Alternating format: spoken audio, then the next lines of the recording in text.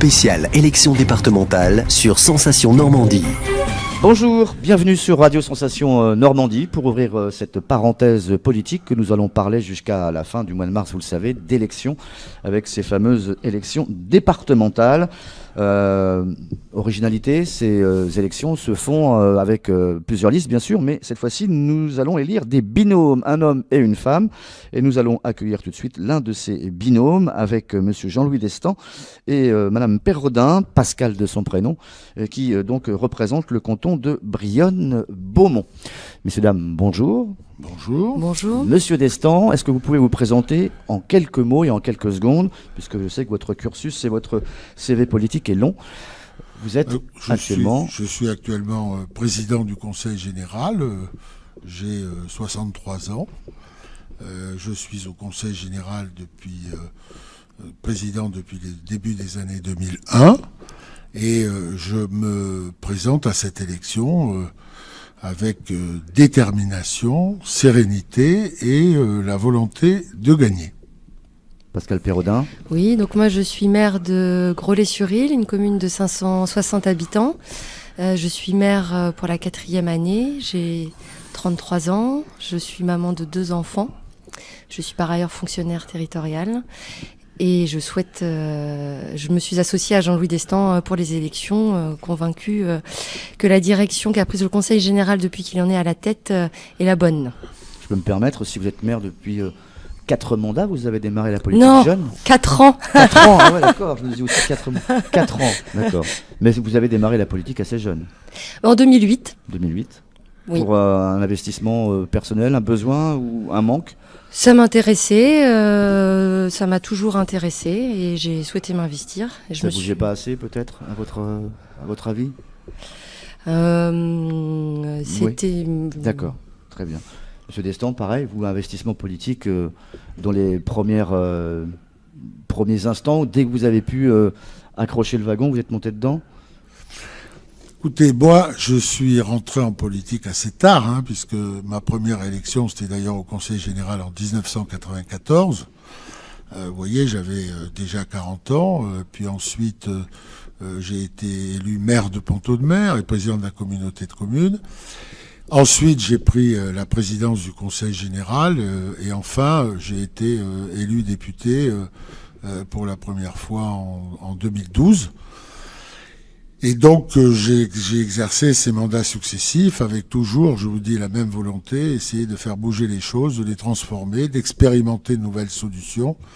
Et cet état d'esprit, je l'ai conservé et j'espère pouvoir continuer à le mettre en œuvre dans ce prochain mandat. Alors, je vais poser la première question un peu de façon frontale à votre personne. Vous partez en campagne, on va dire, de façon plutôt décidée, pugnace pour certains commentaires, et pourtant on a l'impression que vous avez laissé le choix des armes à vos adversaires, c'est-à-dire que certains ont déjà nationalisé cette élection plutôt rurale, au cul des vaches comme je l'appelle, et d'autres en font déjà pratiquement une affaire de personne. Si c'est pas tout sauf Hollande, c'est tout sauf Destan actuellement.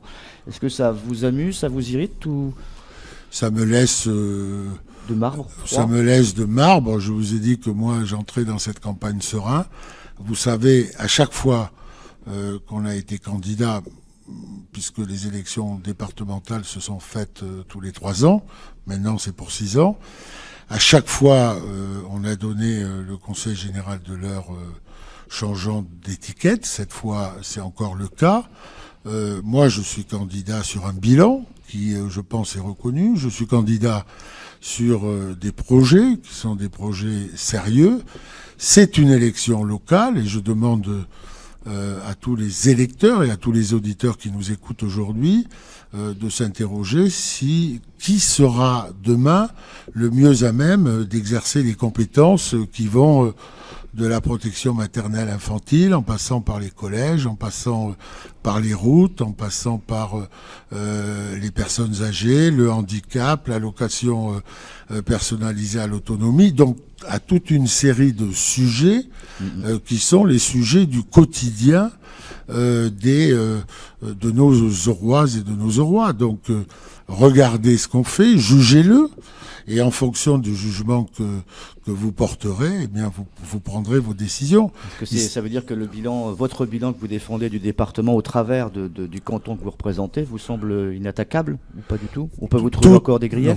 Non, mais tout est attaquable. Simplement, aujourd'hui, on a un département qui est très bien géré, reconnu par des agences de notation comme étant le 3e mieux géré de France. On a dégagé encore pour cette année 2015 un investissement en augmentation, 160 millions d'euros. Pour ne prendre qu'une comparaison, l'investissement dans le Calvados, qui est un département plus important que le nôtre, n'est que de 120 millions. Donc ça, ce sont des critères objectifs. Après, la qualité de nos politiques, encore une fois, c'est à ceux qui en bénéficient de les juger. Et tout est perfectible, hein. Je ne dis pas que le bilan est inattaquable, il y a beaucoup de choses encore à faire, mais nous avons la volonté de les réaliser. Alors la droite présente 66% de dépenses de fonctionnement, malgré un département bien géré. C'est pas impossible de dépenser beaucoup et vous de savez, mieux. très très vite, hein. On a 262 millions de dépenses sociales. Chacun imagine que c'est de l'assistanat. 262 millions de dépenses sociales, c'est un peu plus d'une cinquantaine de millions pour l'aide sociale à l'enfance. Je suis le tuteur légal de 1500 enfants dans le département.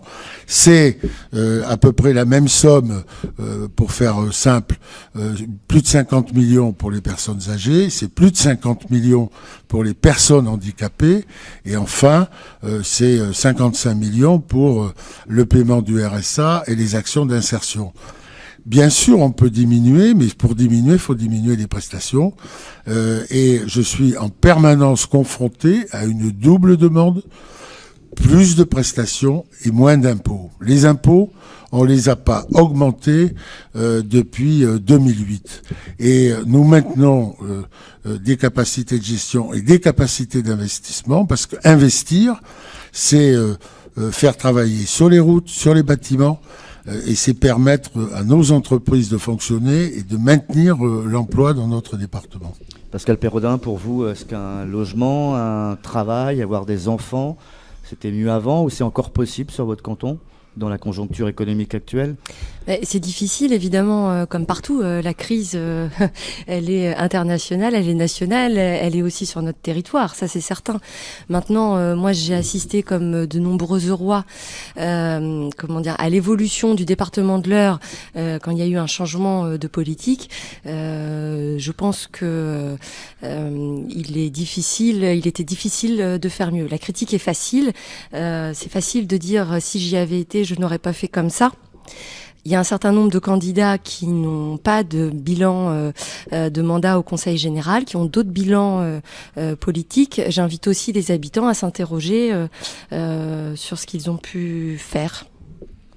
Et si on avait une carte postale à présenter à des personnes qui viennent d'un autre département ou d'une autre région, on peut venir en tout cas s'installer chez vous. On a justement ce que je vous disais, peut-être la possibilité d'un travail extérieur, puisque maintenant on peut voyager d'un département à l'autre, mais il y a des écoles qui fonctionnent bien et il y a des logements disponibles. En tout cas, pour le moment, c'est la photographie qu'on présente. Oui, on peut faire mieux. On peut faire mieux. Pas pour les écoles, parce que je pense que sur votre territoire, tout va bien, il n'y a pas d'école qui ferme. Ah non. Moi, j'ai un regroupement pédagogique avec commune de Grollet-sur-Île et Dormy-la-Putenay. On a 3 classes, petite école rurale avec des triples niveaux. On s'est battu pour faire passer un projet expérimental dans le cadre de la réforme des rythmes scolaires qui a été adopté, dont la qualité a été soulignée par l'éducation nationale dans son ensemble. On a eu l'unanimité au conseil d'école avec les parents, les professeurs et tous les acteurs de terrain. Donc je pense que c'est un exemple qui prouve que c'est possible, même en milieu rural, d'offrir des conditions d'éducation. Tout à fait. Certains élus, justement, mettent sur leur étendard la défense des collèges. Oui. J'allais y venir. J'allais y venir. Dans ce canton de Beaumont-Brionne, vous avez un collège neuf à Beaumont, qui a été inauguré il y a 2 ans ou 3 ans, je me souviens plus très bien. Vous avez une rénovation complète qui est en train d'être faite dans le collège de Brionne. Et donc, en termes d'équipement pédagogique, ce canton est particulièrement bien doté. Et la défense ou les petites chicailleries sur les déplacements de collège, etc., ça concerne peut-être pas votre canton, mais ça concerne le département. Certains le mettent déjà sur un étendard de combat pour ces élections, et vous avez pas minimisé la chose, mais non, il y a un débat. Je sais à quoi vous pensez. Un secteur que je connais bien, c'est celui de Pont-Audemer. Il y a un débat sur le positionnement d'un collège. Comme je ne voulais pas que ce débat prenne un caractère politique, même si mes opposants en ont fait une affaire politique, une association s'est constituée. On a mis en place une commission de travail qui, objectivement, avec les mêmes critères de jugement, va comparer les deux implantations et la décision sera prise au vu objective des résultats de cette consultation. Vous savez, moi, s'agissant du positionnement d'un collège, c'est pas une affaire personnelle. On essaie de mettre les collèges là où on en a besoin. C'est pas le débat, en tout cas, de ces élections, c'est ce que vous dites. Oui, c'est pas le débat de ces élections, et encore moins dans notre canton où, s'agissant des collèges, nous avons 2 collèges en très bonne forme. Alors, garantie jeune RSA, on a aussi les emplois d'avenir. On a été pilote, je crois, sur le RSA dans le département. Parmi les 6 premiers, pour le RSA, on a expérimenté dans le département de l'Eure. Sur la garantie jeune, on a fait partie des 6 premiers départements qui ont été retenus pour expérimenter. Pourquoi ? Parce qu'on a une tradition d'expérimentation dans ce département. Je signerai dans quelques jours un accord avec la Poste qui nous permettra de rompre l'isolement des personnes âgées sur nos prestations sociales. Et je l'annonce un peu à l'avance, mais les postiers seront des agents du département lorsqu'ils iront voir les personnes âgées, puisque c'est ceux que les personnes isolées voient le plus, pour porter un certain nombre de documents, faire signer des documents et éviter que le blocage administratif empêche la fluidité du fonctionnement par exemple de l'aide à domicile. Je voulais vous demander justement, est-ce que la garantie jeune ou le RSA, etc., ce ne sont pas des dispositifs qui maintenant ont déjà tout donné ? Est-ce qu'on ne peut plus aller plus loin ? Écoutez, sur la garantie jeune, moi j'ai été surpris de voir les qualités de sortie en pourcentage des jeunes qui sont rentrés dans le dispositif. Que je voudrais résumer en une chose très très simple, qui est de dire qu'on a constitué des équipes autour de chaque personne. C'est-à-dire, au lieu que la personne fasse le tour de l'ensemble des personnes qu'elle a rencontrées, entreprises, Pôle emploi, formation, voire médecin, voire être capable d'écrire et de parler correctement, c'est ces équipes qui se sont assemblées pour avoir un traitement individualisé par petits groupes de 7-8, et les résultats qu'on a engrangés ont incité le gouvernement à étendre cette expérimentation. Et je vous invite, vos journalistes, un certain nombre sont déjà venus, à venir interroger ceux qui bénéficient de cette garantie jeune. C'est un dispositif, vous me parliez des postiers, qui sera mis en place sur Brionne ?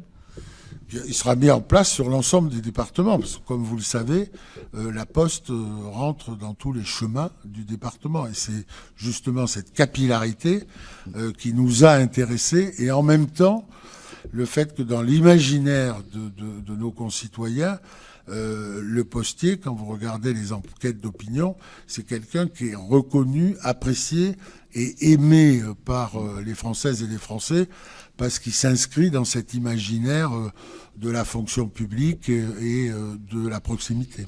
La Poste, justement, est-ce qu'elle va bien ? En ce moment, on a entendu parler à droite à gauche pas de fermeture, mais de réduction d'horaire dans certains bureaux. Je pense notamment sur le canton de Brionne. On parle d'une fermeture d'un bureau de poste à Saint-Georges-du-Vièvre, ou d'une fermeture à Lieuret, peut-être des heures en moins. Il y a sur le territoire de votre ami. Il y a une constante. Vous n'avez qu'à regarder les chiffres. le nombre de lettres envoyées baisse vertigineusement du fait de Internet, des SMS, du télétraitement. Et donc la Poste s'est retrouvée en face d'une vraie difficulté, c'est-à-dire d'avoir des effectifs, alors que le travail, en plus avec l'automatisation du tri, etc., d'où l'intérêt pour la Poste d'essayer de trouver en matière de services publics de proximité un autre volume de travail. C'est ce qu'elle a voulu discuter avec nous et qu'on a accepté, de telle manière qu'on puisse maintenir ce service public qu'est la Poste. Mais les évolutions sont les évolutions. Si vous avez 100 de courriers il y a 10 ans et qu'aujourd'hui vous en avez 30 ou 40, évidemment, c'est un peu compliqué. Donc tout passe maintenant par le numérique. Vous êtes un peu le monsieur Internet du département. En tout cas, vous avez fait beaucoup pour que le maillage soit un peu plus accéléré. Le haut débit, vous le sentez comment aussi, Madame Perrodin? Ça arrive, mais plutôt lentement? Ou vous êtes confiante? Moi, je suis très confiante. Après, si le département est chef de file sur cette opération, les communautés de communes aussi vont devoir... va falloir suivre le mouvement. Donc, je pense qu'il y a des territoires qui sont aujourd'hui un peu plus en avance que d'autres. J'espère que oui, sur Brionne-Beaumont, on va... Vous comprenez qu'on râle parce que ça va pas assez vite ou... Le problème aujourd'hui, c'est que quand on est à Groslay-sur-Île, dont Pascal est maire, on voudrait avoir le même service que lorsqu'on est à la Défense. Bon, et je veux dire, la volonté des gens de vouloir ça, on la comprend. Mais en même temps, les vitesses de déploiement, les investissements nécessaires et le retour sur investissement de ces dépenses, il est évidemment beaucoup plus lent en zone rurale qu'en zone urbaine, à tel point que les opérateurs privés dans ce département ont choisi de ne prendre que 28% des abonnés à Évreux, à Vernon, à Louviers, et ont laissé aux services publics, aux collectivités locales, le soin de payer tout le reste qui, en termes de business plan Orange, n'est pas rentable. Est-ce que ça va pas être un peu dommageable si Groslay-sur-Île n'est pas connecté au très haut débit? Va l'être. Mais bien sûr, ça le sera. Mais et que la région normande soit déjà réunifiée avant que vous ayez en tout cas le haut débit. C'est ça que je veux vous dire. C'est qu'on va prendre peut-être un peu de retard par rapport à nos voisins ou pas du tout? Pas du tout. Pas du tout. Puisqu'on a un plan 2015-2019, 133 millions d'euros, dans lequel on aura en 2019 70% des abonnés normands qui seront connectés, auxquels se rajoutent les 28 dont je vous parlais, qui sont faits par le secteur privé. Donc on aura entre 95 et 97% des abonnés qui seront connectés en 2019, au très haut débit, parce qu'au haut débit, il y en a quasi 100% aujourd'hui. Mais évidemment, les 2-3% qui vont rester, c'est toujours ceux qu'on entendra le plus fort. C'est évidemment les plus difficiles à connecter, parce que quand vous regardez le département de l'Eure, il y a un habitat très réparti, des étendues de forêt, etc. Bon, mais on arrivera au bout. La Grande Normandie qui se profile, vous la sentez comment? À l'image du canton, de la fenêtre du canton, là. C'est quelque chose qui fait peur aux habitants? On n'y pense pas tout de suite? On n'en parle pas? Non, moi je crois que c'est un message fort. On dit rarement quand on va se balader en France qu'on est haut normand ou bas normand. Les hauts normands le disent plus que les bas, peut-être. Ah, vous croyez? Pas par chez moi. Ouais. Enfin, moi, ce que je crois, c'est que les Français, qu'ils soient à Beaumont, à Brionne ou ailleurs, ils veulent, quand vous les interrogez, ils veulent que les choses changent. Mais quand ils sont touchés par le changement ou qu'ils voient le changement, ils ont évidemment souvent des réflexes de crainte, que ça change, mais pas trop chez moi. Bon, voilà. Et donc, vous savez, la Normandie, on en parle, la réunification de la Normandie, on en parle depuis tellement longtemps. C'est quand même nous qui l'avons faite. Et c'est nous qui l'avons votée. Aujourd'hui, les choses vont se transformer, il faut qu'on s'adapte à ces transformations et même qu'on en bénéficie. Et le département aura sa place pleine et entière dans cette Normandie, comme les cantons que vous représentez. Je pense. Évidemment. C'est évident. Oui, je n'ai pas d'inquiétude là-dessus. Vous savez, le département de l'Eure a gagné 60 000 habitants au cours des 8 dernières années. C'est le plus attractif de toute la Normandie réunifiée. On est aujourd'hui le 3e département derrière la Seine-Maritime et le Calvados. On dépassera le Calvados en termes d'habitants, en termes de produits intérieurs bruts d'ici quelques années.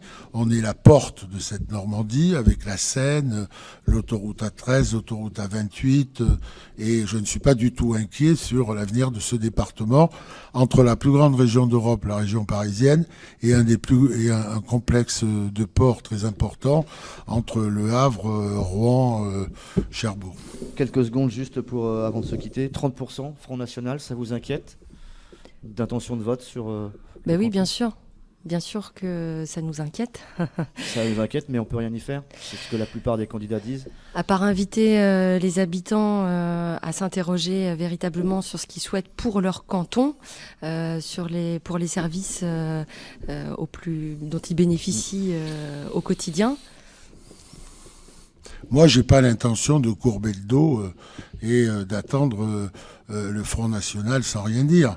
Sur le canton, encore une fois, on revient au début de notre interview, on est sur une élection dans laquelle il y a des compétences, on est sur une élection dans laquelle il y a des responsabilités lourdes, les transports scolaires par exemple, et je demande aux électrices et aux électeurs de regarder quels sont les candidats qui se présentent, quel est leur profil, quel est leur programme, qu'est-ce qu'ils disent aux gens sur les marchés quand ils les rencontrent, et à la lumière de ces réflexions qui prennent leur décision démocratique de voter.